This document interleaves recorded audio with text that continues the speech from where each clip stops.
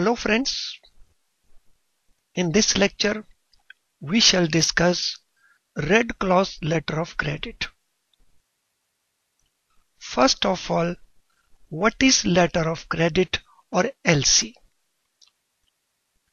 Friends, LC is an undertaking, a promise of buyer's bank, and this promise is on behalf of buyer. This promise is in favor of seller. The promise is for making payment to seller on presentation of certain documents which are mentioned in the LC. Friends, here we have a party called buyer. In LC, buyer is called applicant. We have other party called seller. So seller is beneficiary. They have a contract between themselves for sale purchase of certain goods or services. Now seller, the beneficiary, he requires assurance of payment, and that assurance of payment is given by buyer's bank called issuing bank by issuing a letter of credit. So letter of credit is an undertaking of buyer's bank. This is buyer's bank called issuing bank. And this undertaking is on behalf of buyer in favor of seller. And according to this undertaking, if the beneficiary, the seller, presents those documents which are mentioned in LC, then issuing bank will arrange payment.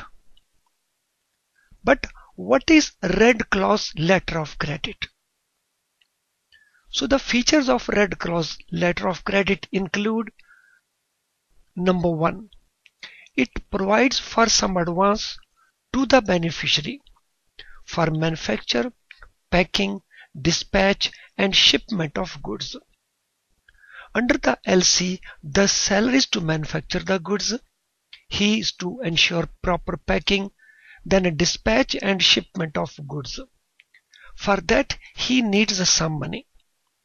If there is some arrangement between buyer and seller that some advance will be made to the seller, to the beneficiary on strength of LC, then that LC is called a Red Clause Letter of Credit.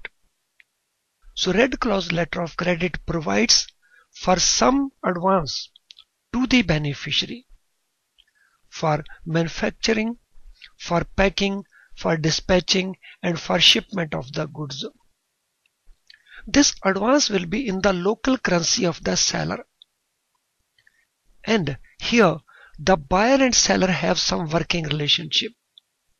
So they have some sort of understanding that the seller will be allowed some advance. Advance is allowed by a correspondent bank, which is given authority by the issuing bank. So issuing bank gives authority to its correspondent bank, a nominated bank, that this bank can permit some advance on risk of issuing bank to the beneficiary.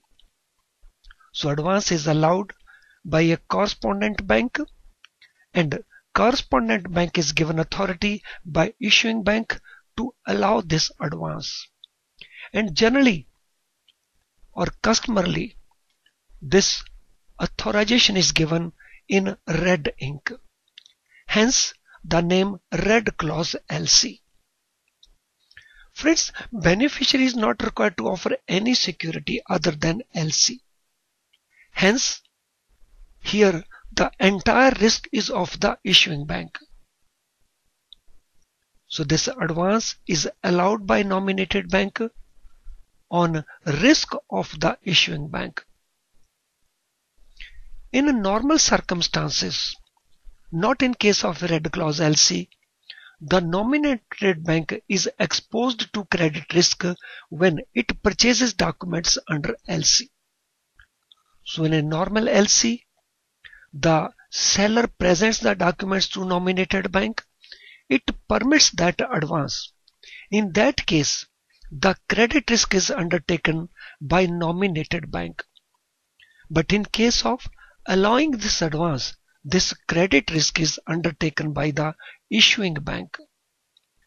Friend, this advance is adjusted out of proceeds of the documents which the beneficiary is to submit to nominated bank later on. So advance allowed here to seller to beneficiary that will be adjusted out of those documents which will be presented by beneficiary by seller after shipment of the goods.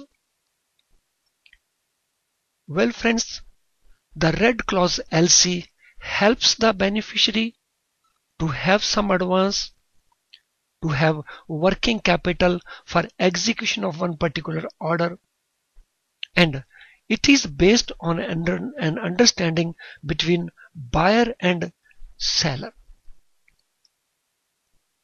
Friends, I hope that the contents of this video will benefit you, and thank you for watching the video.